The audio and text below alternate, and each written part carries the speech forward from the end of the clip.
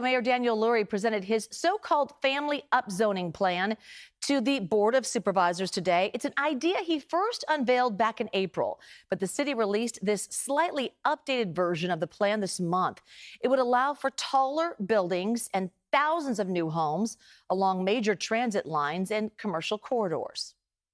It makes room for housing near transit, schools, and jobs. And it does all of that while protecting tenants and maintaining the character of our neighborhoods.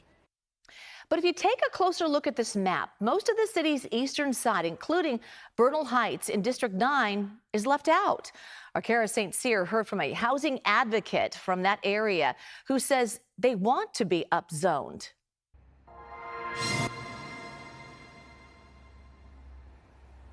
I live just a couple blocks away, so my main bus stop is right over there. Walking through Bernal Heights, Ruth Ferguson sees several empty lots where housing could be. If you look right over here, actually, this is 3300 Mission, which nearly 10 years ago, it actually burned down.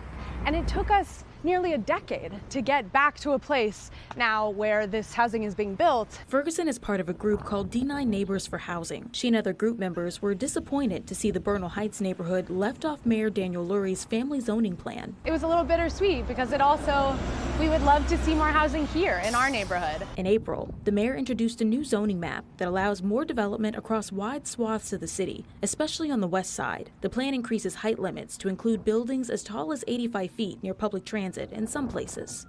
Ruth and her organization are now asking to be a part of the neighborhoods included in Lurie's plan. Over by Safeway, that's another kind of area that people have talked about because it has this huge parking lot. Lurie said the upzoned map could create up to 36,000 new housing units, and Ruth really wants them here.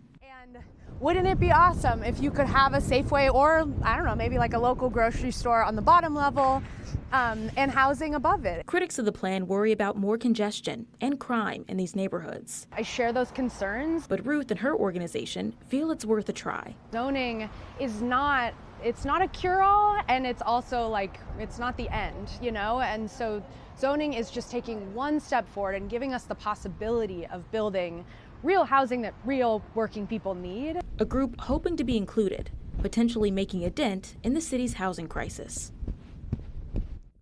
So why wasn't Bernal Heights included in the upzoning plan? Well, one of the qualifications was an environmental review, but the neighborhood was left out of that during the planning stages back in 2022. The upzoning plan must be adopted by January under the state's housing goals. So the city says at this point there just isn't enough time to complete the review, but adds there could be more opportunities in the future.